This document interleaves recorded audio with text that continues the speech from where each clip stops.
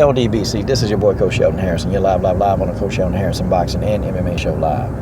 Alright folks, I just got through watching a video by QuestX, and he was talking about members of the LDBC sharing some of their life experiences to help other young up-and-coming people, young up-and-coming black men that's dealing with stresses.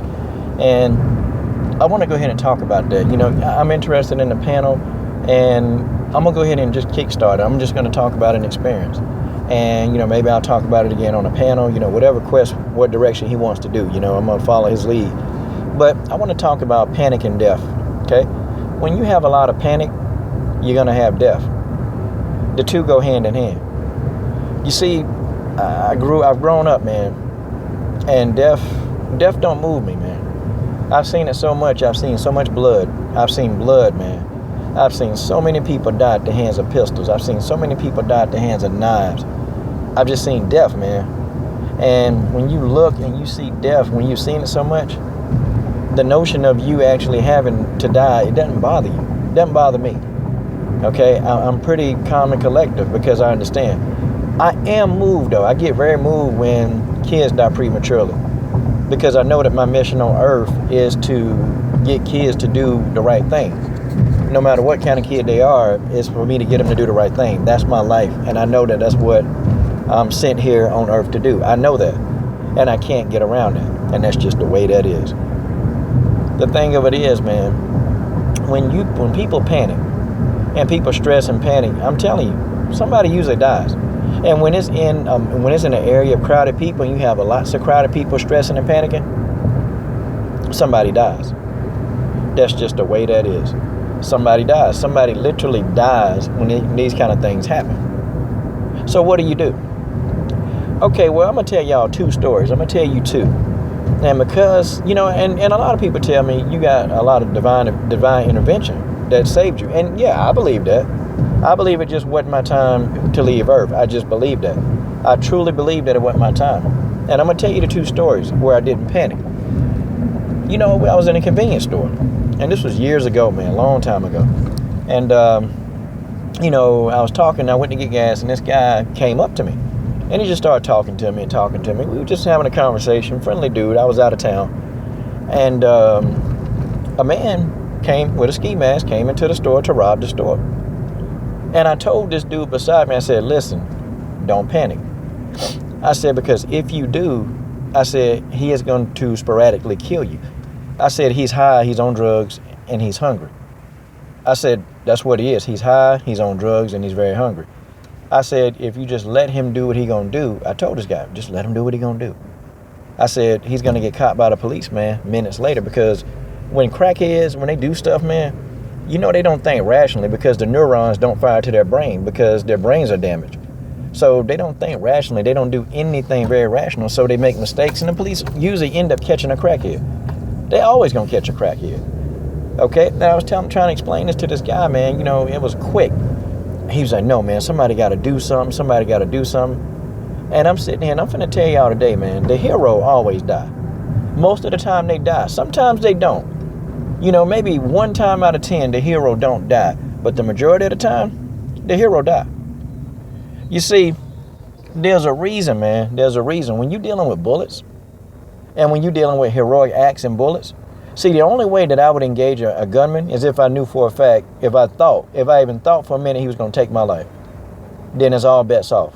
Okay, if I thought that somebody was going to shoot me, then I go balls to the wall, because I'm not finna die on my back foot. I'm just not. But if I feel like the guy's not going to shoot, you play it calm and cool. You always play it calm and cool. When you panic, there's death. This guy started panicking. The guy said, hey, nobody move. The first thing, man, follow instructions. He said nobody move. I ain't moved. I stood right there. And I got down behind the counter. He was robbing the store. He wasn't trying to kill people. He just wanted money and food. It was real simple. But, a lot of people don't pick up on certain things. And this guy said, man, well, I'm finna go do something. So he tried to sneak up behind him. And he tried to get the gun from the guy. But as soon as the guy got within like 5 feet of him, the crackhead saw him. The crackhead saw him and shot him dead. I mean, I'm talking about, it was real sporadic, man. It happened so fast, you kind of have to think like, whoa, like what just, shot him. He shot this man in the temple of his head. And I saw him laying on the ground. I saw him laying on the ground. I saw a pool of his blood leaking out the top of his head. Okay, shot him front in the head. Shot him in the front of his head. And I saw pieces of his brain on the ground. And a part of his brain was coming out of the hole that he got shot in. Why do I tell you this? Because when you panic unnecessarily, then there's death. There's death. And I have to tell people this all the time, man. Sometimes the problem with some people is not even the fact that they can't get stuff done. It's just they're panicking. They're panicking, man. They're panicking over dumb stuff. And it was senseless to go up there because after this guy shot the guy and robbed the store, guess what? The police caught the guy 5 minutes later. Just what I was telling them. But see, did this man have to die needlessly? See, one of us tried to be a hero and one of us played it smart. See, I understand, how things work. See, I grew up around watching the law. I grew up around watching police officers do X, Y, and Z. I already know the system. I know the system. And one thing that I do know, that the police, if they're in a good part of town, they're going to react very quickly. We were in probably a rather good part of town. So they reacted very quickly. But this man lost his life unnecessarily because he panicked. He tried to react. Let me tell you something. Jean-Claude Van Damme, Steven Seagal, Michael Jai White, Samuel L. Jackson, these guys, in real life, they die. You see, in real life, they die. People say, oh, Coach, man, you were scared, man. Had a gun. You were scared. I ain't say one word. I wasn't afraid because I'm not afraid to die. But why die unnecessarily? Why go and take that risk? Why would I do that? You can't beat a bullet. I don't care if you standing up doing the hidden crouching tiger. I don't care if you sitting on your behind Indian style meditating. I don't care if you doing headstands and got your hands in the crane Daniel-san, Mr. Miyagi kick. I don't care if you doing all of that crap. But when a bullet comes, the kung fu stuff is out the window. That stuff ain't gonna work. You ain't gonna be, who you gonna defend against? You an MMA, I'm an MMA fighter. A bullet will end all of that. That's just the way that is. A bullet will end every last bit of that stuff. And you ain't gonna have a pot to piss in, but you'll be leaking. That's what you'll be doing. And dude was like, yeah, I'm a martial artist. He was telling me that. I said, okay. He went up there and the guy got shot in his head.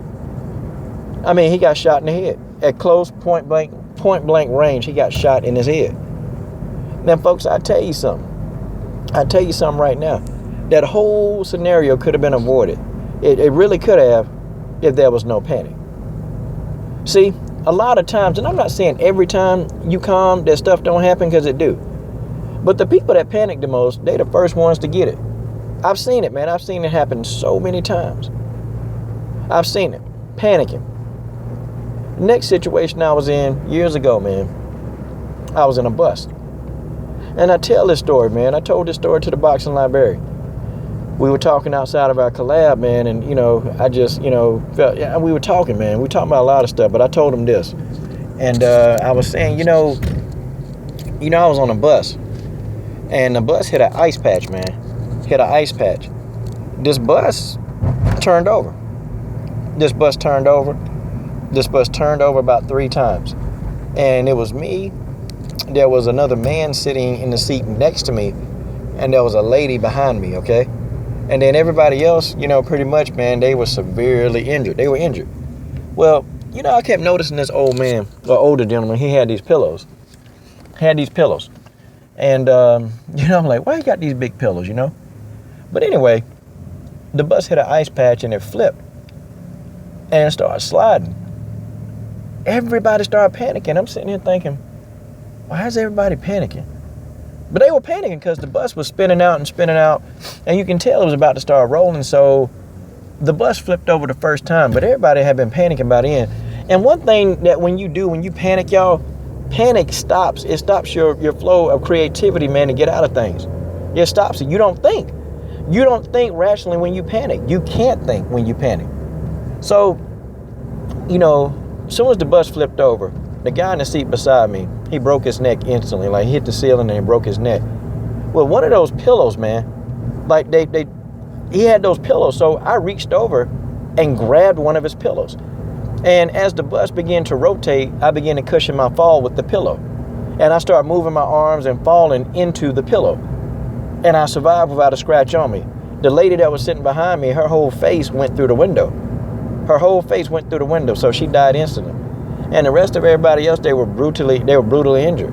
And there were a lot of, man. And I'm not saying that, even if you don't panic, this stuff can't happen to you, because it can. It really, really can. But the fact of the matter is, man, when you keep your cool and you leave your head right there on your neck and don't lose your head, the situation usually can come out. You can come out on top of the situation.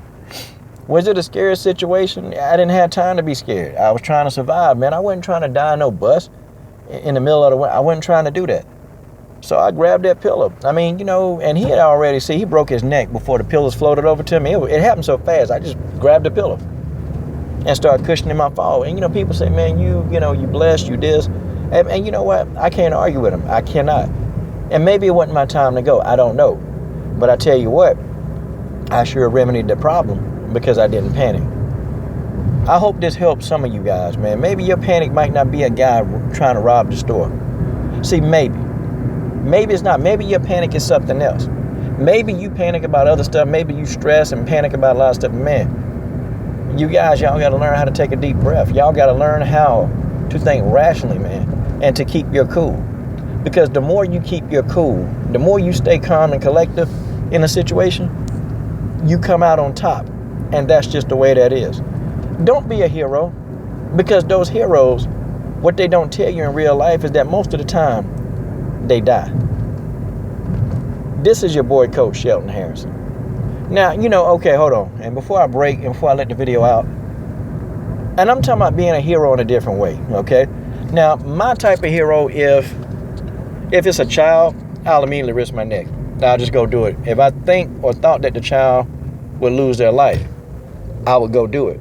If I thought the person was going to shoot me, I go risk my life. Like, see, I don't play with that kind of stuff. I'll take a chance and try to come out on top.